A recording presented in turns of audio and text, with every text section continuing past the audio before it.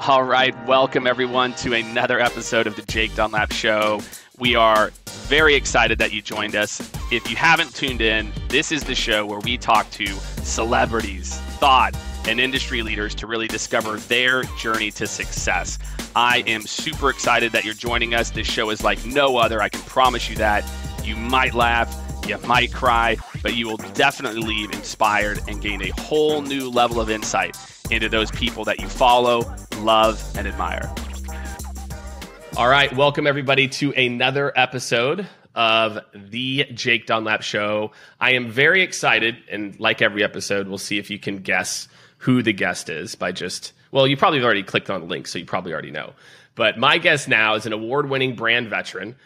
His goal is to help his clients defy gravity, which I'm really excited to kind of go deeper on. He's been hailed a branding genius by business moguls and authors alike, highly sought after designer, podcast, branding, keynote expert, 330 international industry recognitions. Is that right? Wow, that's a lot, man. 330. Maybe I'll get there someday. In branding, rebrands, designs. This guy tweets more than anyone I've seen, and I love every second of it as well, too. This is the Chief Gravity Defyer. Everyone, please welcome Mr. David Brier. David, thank you so much for joining me today. Absolutely, Jake. Thank you so much for having me. Yeah, I'm pumped. And I also saw Claude Silver called you the mad genius of branding. Claude was on the podcast a couple weeks ago. So I love Claude. You should take a listen. It was an amazing, man. Her story is wild, of just like how she became, this role. She spent 8 years, getting certified in chakras and other things too. So it's a pretty interesting roller coaster. So just like every episode, we're going to start with, kind of the early years. I think, you've got kind of a unique history where you've really been honing your own business and craft for a long time. You've been doing this and seen lots of cycles. So I'm excited to start there. But just like every episode, we always like to start with the beginning. And so you're born in Brooklyn, and this is, when, Brooklyn was not the Brooklyn that we know, right? So, tell me a little bit about, what was it like growing up in Brooklyn? What neighborhood were you born in? And tell me about some of those like formative years as you're, growing up and finding your way. Well, what I like to tell people is that I was born in Brooklyn at a very young age, and and basically it was Highland Park, Bulwer Place is the actual street, and only a few blocks away from Jamaica Avenue, where Jamaica Avenue cuts through Brooklyn. Jamaica Avenue is part of Queens. Anyway, Jamaica Avenue is this sort of seemed to be this connecting strand, and and it was, we had a total mix. I think we had Hungarian, Polish, Italian, black, white. I think we had all of those just on our block. And it was, what I loved about it was that if something happened, if someone heard that something happened, you'd get a knock on the door and they'd go, "Tell me what happened." But it wasn't from the standpoint they weren't being nosy. It was from the standpoint of there was like, you were family. We were all here. We all are, because a lot of what we're dealing with is a lot of first generation immigrants. And so first or second generation. And so that was the thing. It was a real community. I personally loved it. I loved it. Yeah. And did you, in the early years, and we'll get into kind of high school you at, let's see, Valley Stream South, if I have that right. Valley Stream South. I went to IS-72 for a while in Queens, and then when I was 15, we moved to Valley Stream South. So I basically wrapped up the last couple of years at Valley Stream South. It was kind of like mid.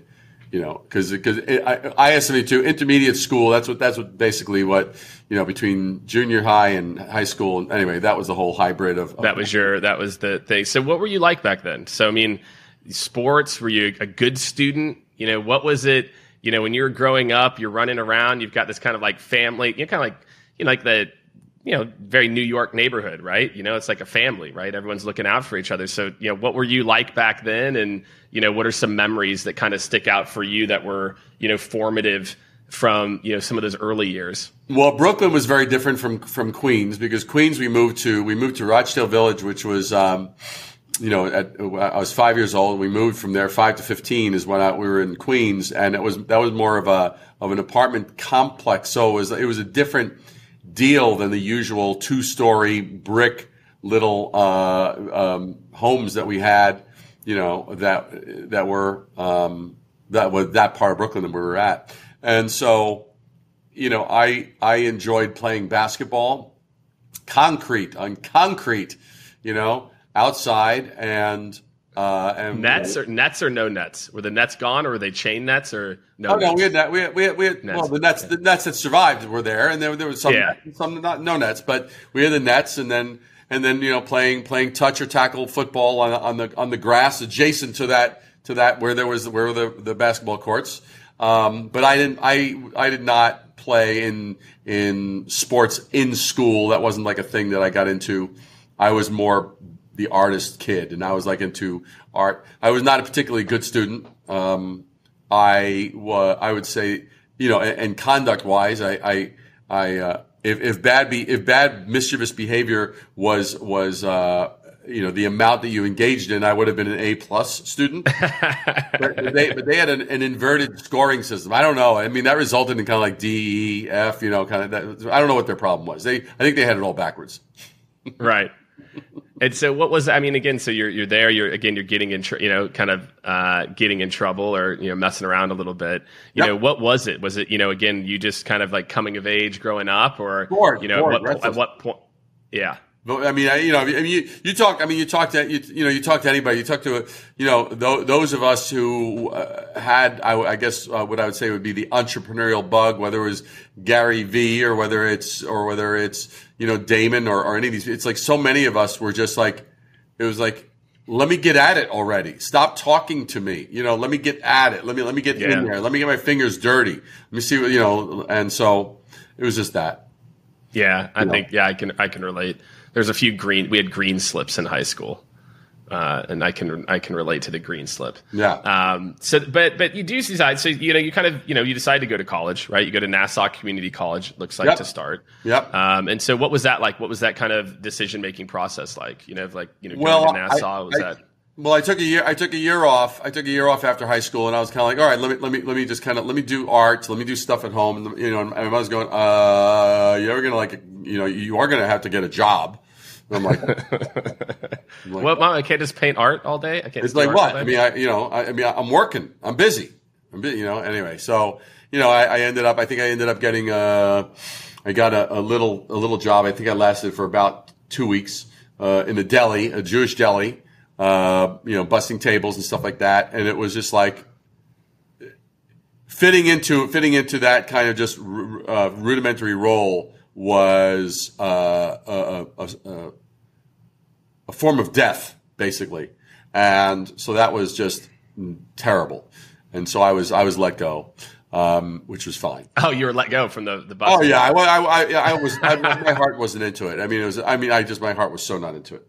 And maybe I lasted a month. but it was miserable. It was miserable. And, and then basically after all that, I was like, okay, let me go to college. So I went to Nassau Community College. I did it on a nighttime schedule. So I had the days to do my art and do different things. And so I was working on the artwork, and I would do that at night. And then when I graduated from there with an associate in arts degree, it was actually the last semester of that I decided, because of something I saw, I decided to become a designer, because I realized being an illustrator, I had moved from being an artist. You can kind of see a little bit of that. That's a little bit of a George Harrison painting that I have there, and so but anyway, I have art throughout the office. But that's all your art. Yeah. Oh, nice. And so going through all of this stuff was. All right, I'm going to be an illustrator. And then the last semester, I was like, wait a second. I saw this magazine. I was like, I've never seen craft to this level in the area of design. I was like, holy crap, this blew my mind entirely. And I was like, I need to be a designer, because then I can at least control the outcome and be accountable for the outcome of all the bits and pieces working together. I didn't want to just be what I call a musician in the orchestra, where, okay, give me the parts and I'll play my part, and I have no say as to whether is this good music, is this bad music, is it the right tempo, wrong tempo, are we doing our best, or is it just passable? I didn't like that level of non-accountability, so that's when I decided to become a designer, and then I decided to go to School of Visual Arts, where I did some additional training there to kind of learn more of the craft of design and typography and art direction. Yeah. So during those years, I mean, again, going from not being great at school, like what was for you, like the decision to even go to school? You know, obviously if you're an artist, and as you start to learn these things, was there a moment where you kind of had an epiphany? Was it like that busing job where you're like, I at least need to go to school, you know, where you're like, in college? Yeah. In college. Yeah. I think it was probably my mother saying, "What are you going to do for a living to actually like earn your keep and be independent and all that kind of stuff?" And I was like, I didn't have an answer, I think, and I basically was like, "All right, all right, let me go to school and kind of like work this out. Maybe that'll be meaningful." There was no big brand strategy or grand strategy with any of it. Yeah, and then you go to the school of, and it sounds like that's right about when you start to like realize when you go to the School of Visual Arts, and this is early 80s, right? 81-ish is where you start to kind of realize like this is your thing, right? Was that it? Like was there like a moment, again, like you said, like you looked at this magazine and you're like, oh, like this is what this could evolve to? Was that the moment? Well, it was. I was always impressed growing up in New York. You know, we would oftentimes go to Greenwich Village on Sundays and walk around Greenwich Village in the cobblestone streets and look at the when the art show is happening, look at the art show and look at art and look at street performers and stuff like that. And I always was fascinated when I heard or saw something that really stopped me in my tracks. I was like, wow, that's an incredible sound, or wow, that's an incredible bit of artwork or creativity or sculpture or food or smell or whatever. I just was fascinated with things that just made me stop. And so that was for me the thing that drove me. And so when I saw that craft in that final year of Nassau Community College, that was when I was like, that is what I want to do. Because I always operated on the fact that if I saw something and I liked it, I emulated it. So if I saw a painting by Rembrandt, or I saw a painting by Da Vinci, or a painting by Michelangelo, I could do that. I mean, I would look at it, I'd then figure out how to do it. That was how I operated, and with anything. So I was like, except for like musical instruments like guitar and piano and stuff like that. But as I was a drummer, and so I taught myself how to drum, and I took some drumming lessons and such like that. But a lot of it was always, okay, that craft, that's what I want to do. And then I just closed the gap between that's what I want to do and whatever my skill set was, and closing that gap until I could do it. Were you ever in a band? Did you ever take the drummer? Did you ever? Yeah. Yeah. Absolutely. Yeah. We did that for probably about a year. And, we composed some songs and, played a few little local gigs and stuff like that. I think I would say I had a better ear than I had technique, but I had a good groove. So. Yeah. Yeah, that's cool. Yeah, it's interesting. I find a lot of people have, experimented in bands and done some cool stuff. And in fact, we've been able to dig up some like random videos from people too, which has been fun. There's no videos were ever caught of me playing drums. Maybe that'll be like a next thing for you. Do you still drum? Do you still do it? I don't actually play on a set, but Yeah. I have an exhaustive musical library, and I love great musical compositions, and I'll occasionally do a beatboxing thing with some of the different folks that, like, you know, my people on LinkedIn will say, hey man, you rap really well. Let me do some beatboxing. We'll do that. All right. I like that. We'll take it to that next. Maybe me and you will do it. We'll do a LinkedIn live version of that too. There we go. I like that. So okay. So you go through again, and I think one thing that's interesting, you know, you and I were talking about this a little bit before. So you finish at School of Visual Arts. And then what's next? So again, you've got this eye for design. You had a chance to study under a lot of people that in the design world in this stage were, you know, pretty legendary. They're legends. Yeah. And so, you know, how do you kind of decide what the path is from there? Right. And then, you know, pretty quickly kind of even thinking about doing things on your own. Well, I mean, basically what was happening, because I was kind of entrepreneurial and pig-headed. And so I would basically go to the placement office, and the board, there was freelance on the left side, and then there were like part-time and full-time gigs on the right side. I would take a little passing look at the part-time, and then I'd always go to the freelance. Oh, what's there? Oh, okay. And I'd approach a company, and I think my first big logo gig, I think it was like $150 or something. Ooh, there you go. I was like, whoa. It was like, yeah, man. It was like, whoa, man. You know? I'm independently wealthy. That was amazing. There you go, man.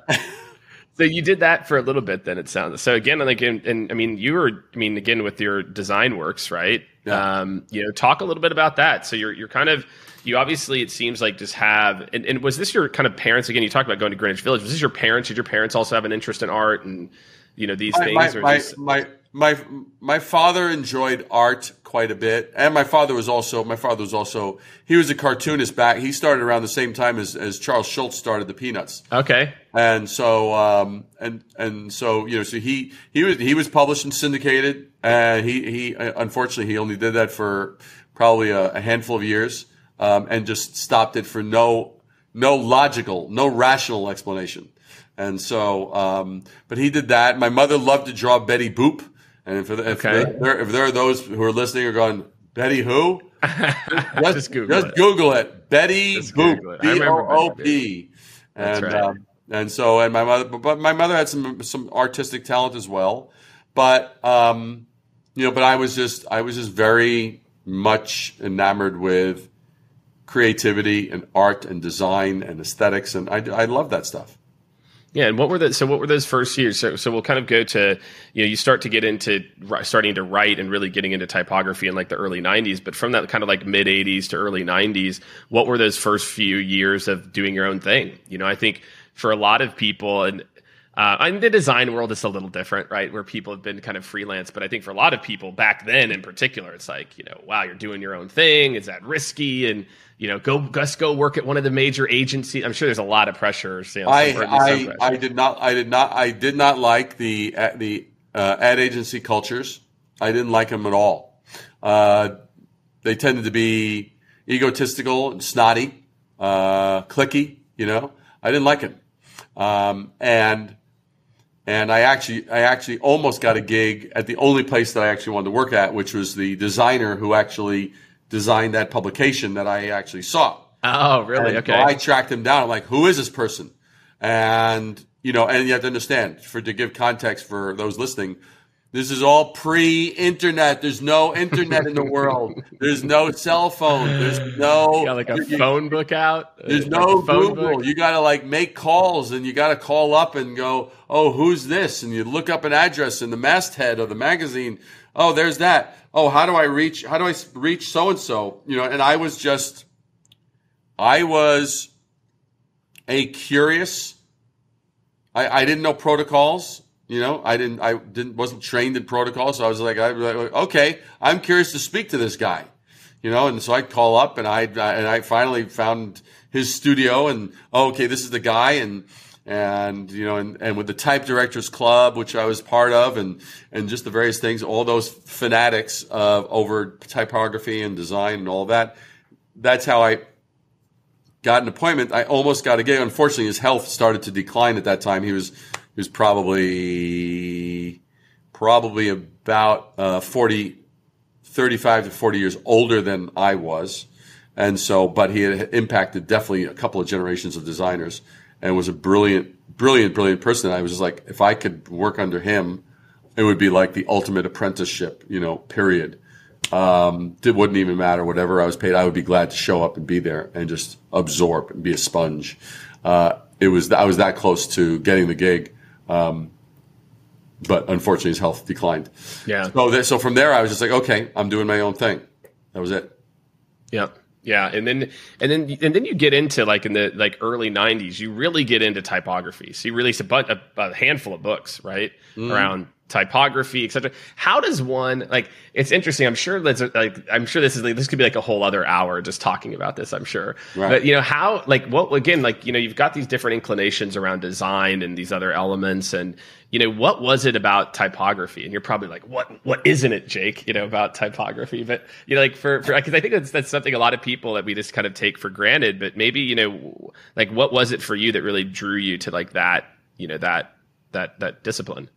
Well, I mean, it was because of this designer, because the publication that this was a publication for the International Typeface Corporation, which designed fonts, and so the quality of the work and the quality of the craft, there was nothing on the page that was left to chance. There wasn't some sloppy little. It wasn't a choice of a mundane font or column width or whatever. And I was like, God, I'd never seen anything like that before. I'd never seen anyone give a damn like that before. I was like, are you kidding? It was kind of like seeing for the first time. It was really, really very liberating. And that was how that was my starting point, because I started out as a logo designer. Okay. So you're doing mostly typeface logos, it sounds like, then, or? Well, no. I mean, all that crap was drawn by hand, man. For your listeners, again, there was no Adobe Illustrator. There is no Illustrator. We're almost to the internet now. We're getting vector software. There wasn't. It's like we use something called, and you may have to look this up. Pictures of it. There have been sightings. It's about as rare as Bigfoot. But if you can look up rapidograph. There was a technical pen called a rapidograph, and that was what was used with a T-square, with a drawing table, and all that kind of stuff, and that was how it worked. I love it. And then so that's interesting. Like, let's get into that. So then right about now you start kind of DBD International. This is like when this starts to become like the kind of you. And I mean, you've always been freelancing. What was the difference for you? Like, again, because you kind of changed the name, changed kind of the look and feel about this time. Like, what was it for you that you were kind of like ready to change or ready to, dive into? Well, I mean, it started out when I had formed David Brier Design Works, and then that became kind of like, after a handful of years, 5 years or so, 6 years, I ended up, I'm trying to think. I mean, I basically ended up realizing, people are like just calling up about design, and people are just calling up asking for me. And I actually had some people, some people working for me at that time. So I was building a little staff. And so I was going, okay, I want it to be something where it's more than just that. Well, it's international, right? And that's. Absolutely, and then when you make it DBD International Ltd, when LTD, it's like that's DBD and LTD. Yeah, I mean, you can't get more international than that. So, LTD you usually see connected with English companies. That's right. And so I was like, okay, man. So. That was. I love it. That was the evolution. So you're picking up traction here, and so as you kind of think about some of the things that you've done in your career, and let's go through what was that move like? I think this actually be really interesting. What was that move like from let's call it like 95, 2000, like when you're moving digital? What was that? I mean, do you remember that transition for the firm? Hated it. It was an insult. It was an absolute insult. It's like, I have someone who I thought was like a punk. Working in my company, and I call him Punk because he's young, right? He's just a little youngster, Right. And, in retrospect, I was a little youngster, but he was a younger youngster, and so,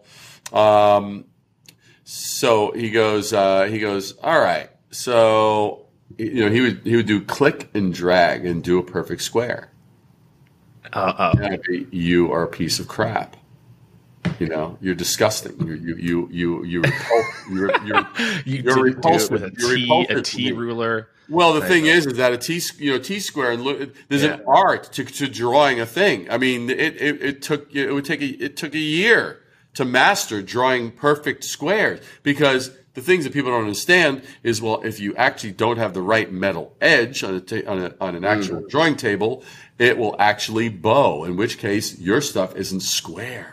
And so the thing is, then you have to have a metal T-square, not a wooden one, because then it's resilient enough. And so as it's going up and down, you're not wearing it down. It's not going out of being square. So you have to do that. And then when you draw with a little technical rapidograph, you have to draw it like, who knew? You can't start from this point to that point. You can't start from here to here.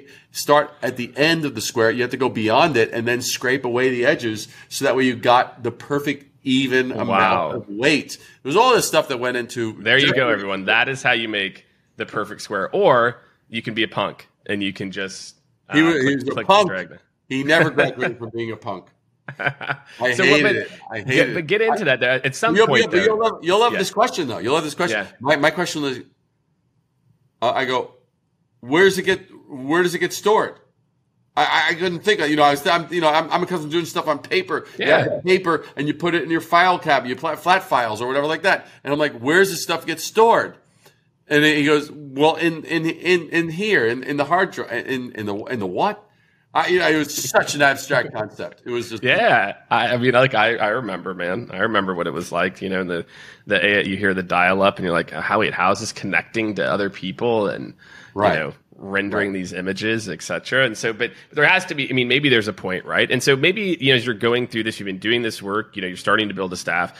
Like, were there any moments there where you were like, it was like, what was the first moment? You talked about even walking in Greenwich kind of sparking. Was there a moment or a client you landed or something that happened or like early in those days that you're like, okay, and then kind of take me through kind of the process, and then at what point does this kind of continue to evolve from art to design to typeface to holistic brand, right? Which is kind of your jam, right? Right.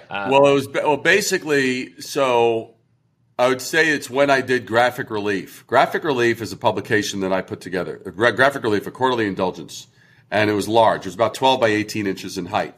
It was full color. It was about 16 pages. And my concept was, and it was actually inspired by Pushpin Graphic. Pushpin Studios was a legendary design studio in New York City. With Milton, that the original founders were Milton Glaser and Seymour Quast and a bunch of others.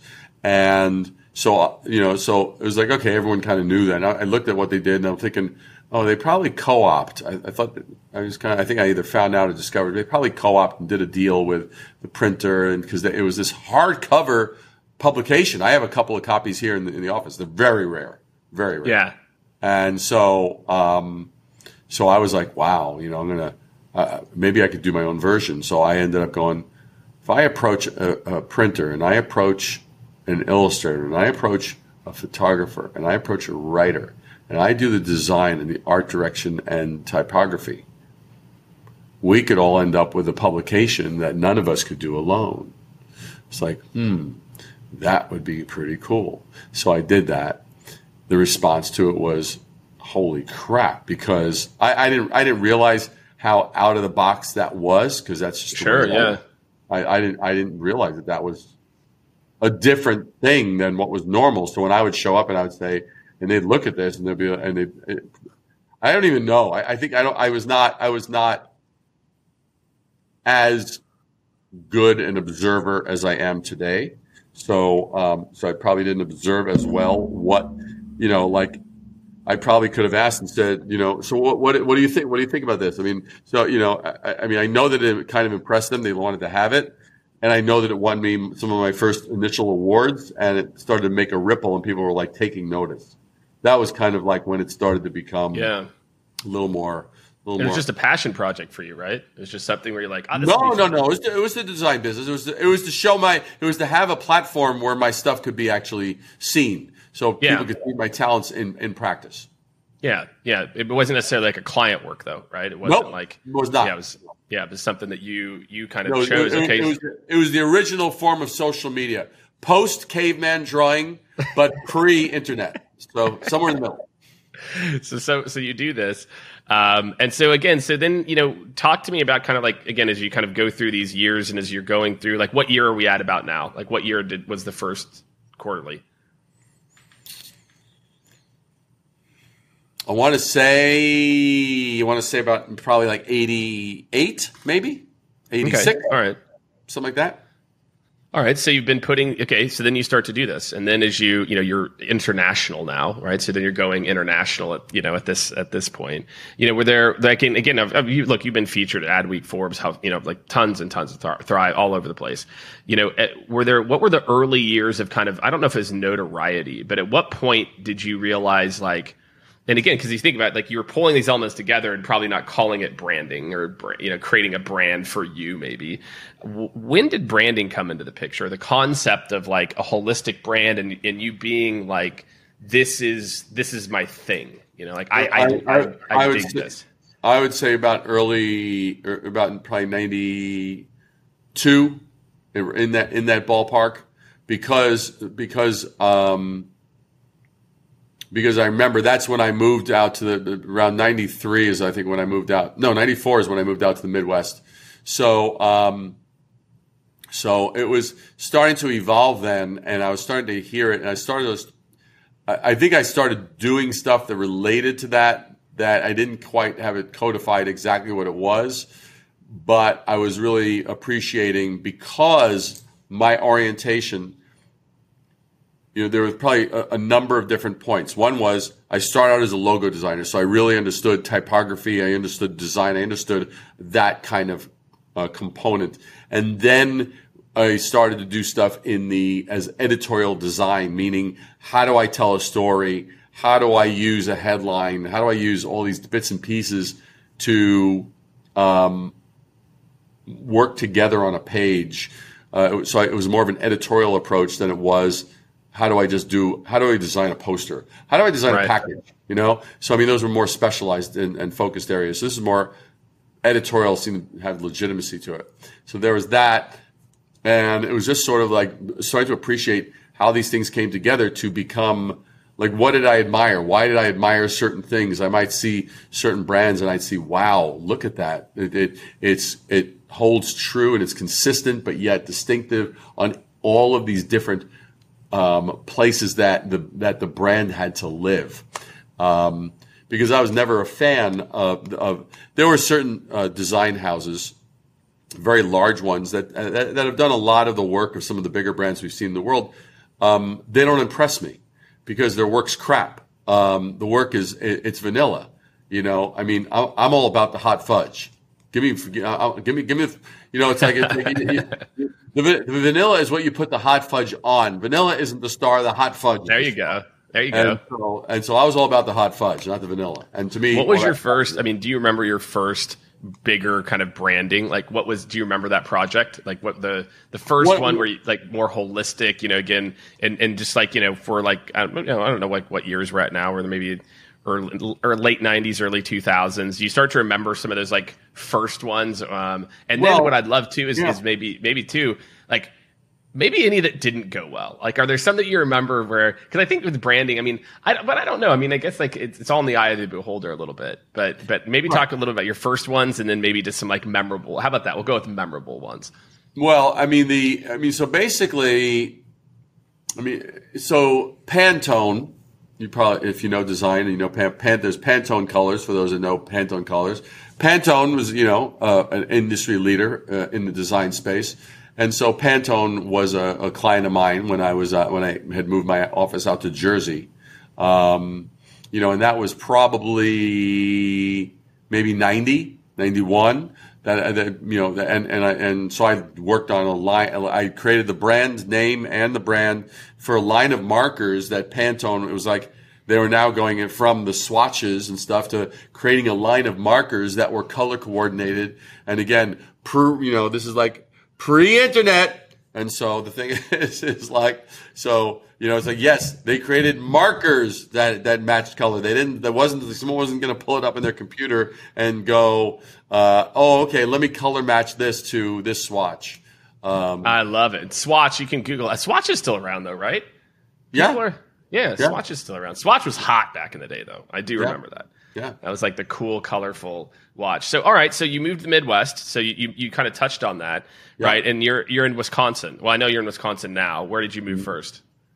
Yeah, Wisconsin. This is where my wife is from. I mean, granted, when people here in New York was moving to the Midwest, they're like, "What are you doing here?" I said, "Well," I decided after about 4 months of being asked that question every time I met someone, I said it's part of a witness protection program, and to tell you more, I'd have to and people believe it, right?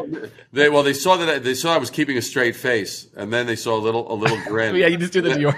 then they'd lose it. Then they go, "You had me. You had me." Well, especially there, get like Wisconsin, right? Like, people are a little bit more. Like, oh my gosh, they're nice. They're nice out there. I'm from the Midwest. I grew up in Missouri, so there you go. I can talk about the Midwest. So you're progressing through. So when do you go digital? I'm like, all right. So what point are you like, all right, this punk's on this? Like, I at least need to start to do something. He was never on to something. He was never on to something. It's like I just decided to give in. Okay. There you go. That's fine. Maybe. And so, it was around 90. When did the computers hit late 98, 99, 2000, like 98 was like, AOL heyday. Yeah. But the thing is it was earlier. It was I guess it could have been like 96, maybe. I don't know. Whatever they were mailing those CDs. Well, I know it was early. I seem to recall, I think it was around 89 that maybe around 89 that our first computer came into existence. I just remember him and where we were in the office, and then seeing that we had to start. It was around probably 88. Actually, you've piqued my curiosity. I'm gonna look up one thing because I remember the exact computer that we'd gotten, which was I love it. Was it a Commodore or a? Oh heck no, it was a Macintosh, but it was a Macintosh Quadra. A Quadra. And the Quadra. So wait a second. It's a family of personal computers developed from October 91 to 95. Really, 91. Wow. So all right. So it must have been about 91. Yeah. Must have been about 90. It must have been literally about 91 because Oh, that's fascinating. Okay. I love it, man. Yeah. Yeah. There you go. The Quadra. So what point? Which is ridiculous because I ended up paying $25,000 after I didn't know anything about what was the best terms or the best this, the best that. So I was like, let's do it on a 5-year lease. Fine. Let's stretch this out. I think I ended up paying $25,000. It was a nightmare.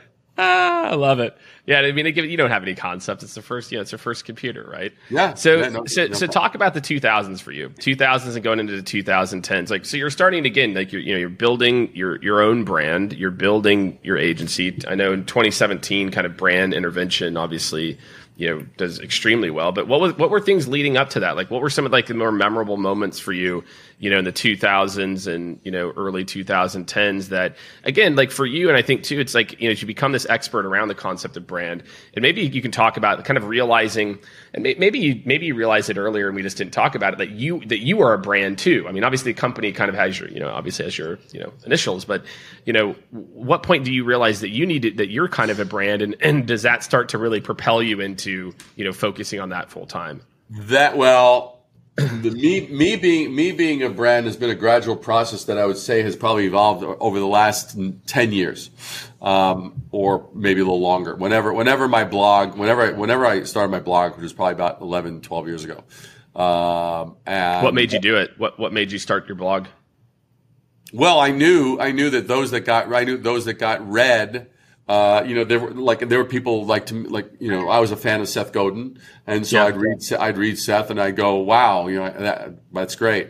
And I'd go, well, I have good content I think that I could share. But true to my philosophy of the fact that you've got to brand, you got to do something different. You can't just do only your version of what's out there. That's where I basically was like, what can I do differently? I can't just do David Brier's version of Seth. That's right. Yeah, that's crap. So I was like, okay, well, I can actually brand. I actually know how to brand. I know the roles of design. I can design. I can art direct. I can use all these things to create a story, a visual, an entity, a presence that started out maybe as a little germ of an idea in someone's head some time ago. And so I can bring that to life. So what I can do is I can actually I can do more of a show and tell, say, yeah, here's the thinking behind it, but here's how it looks. Here's examples of how it actually comes to life and the before and the after and the transformation and everything like that. And so I was like, okay, I can do that. And Seth can't do that. Simon Sinek, who came later, can't do that. Yeah. Grant Cardone can't do that. Damon John can't do that. I mean, none of these guys can do that. I can do that. So I'm like, all right, good. So that's what I'm going to do.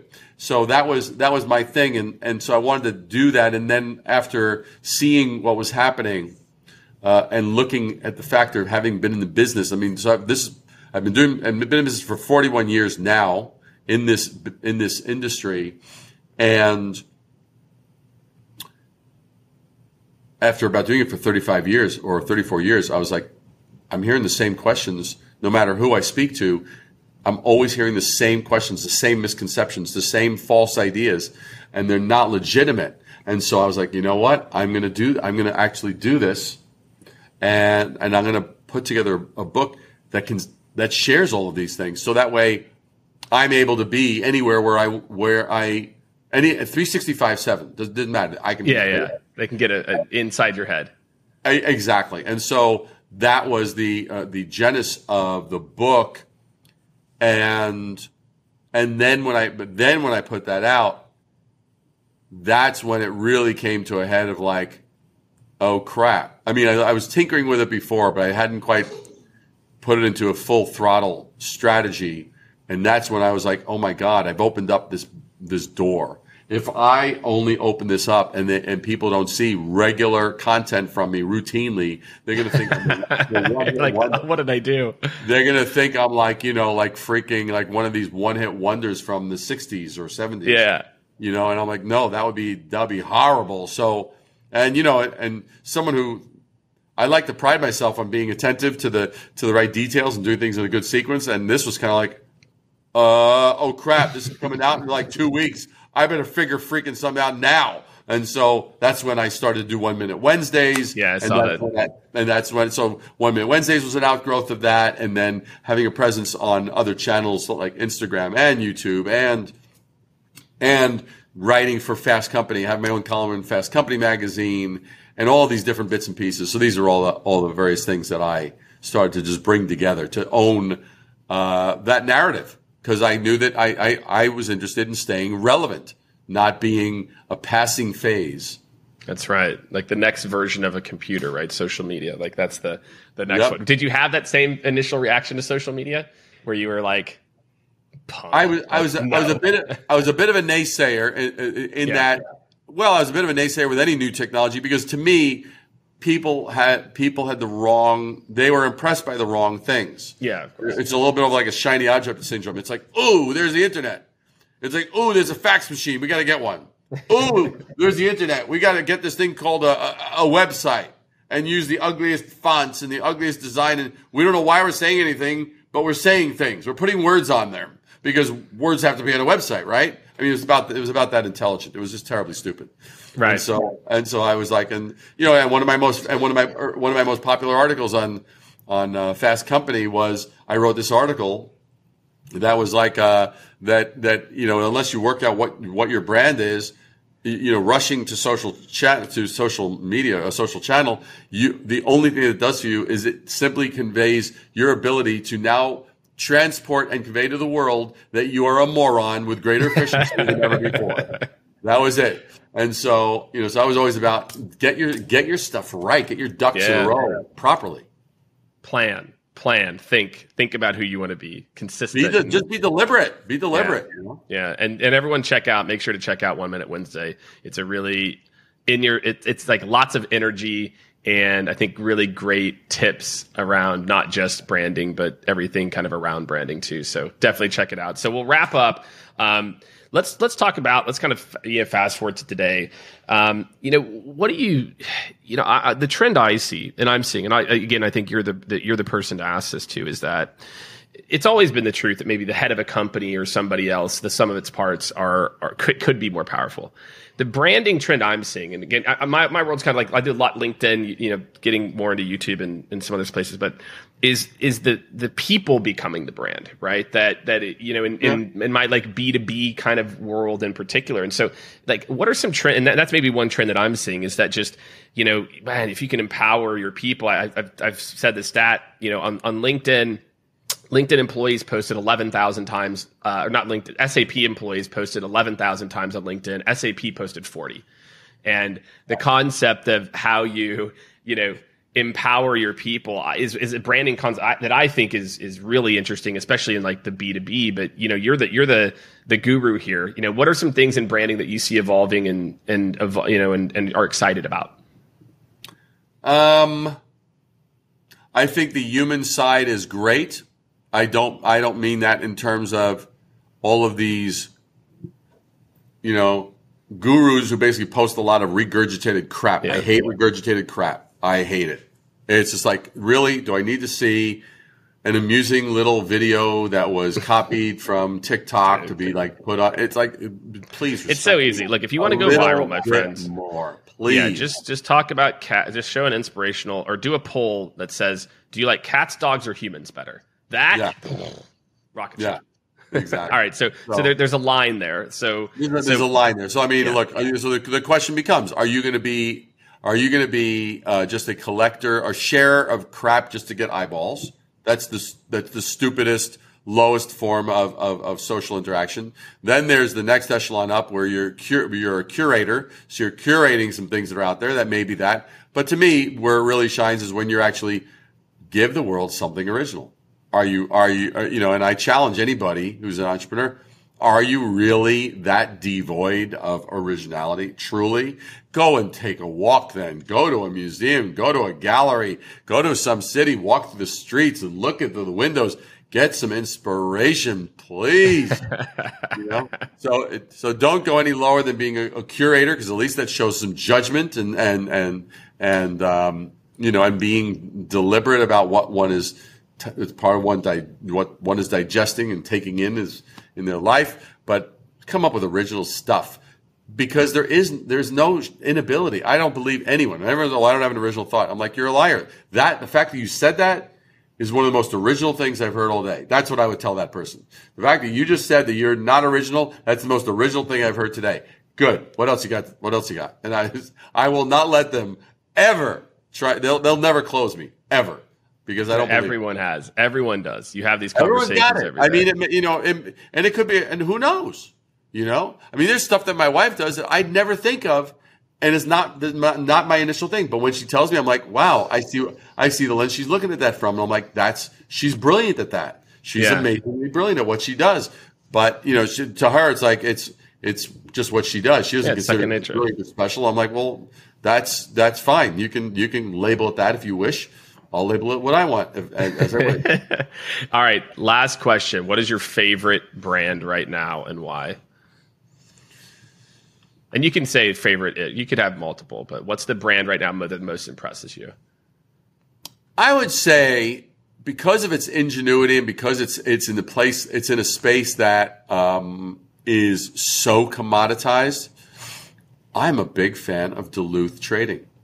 Duluth Trading. Okay. Duluth Trading. Duluth Trading has the quirkiest, weirdest 15-second TV commercial. Oh, so weird. They're black and white. They're illustrated.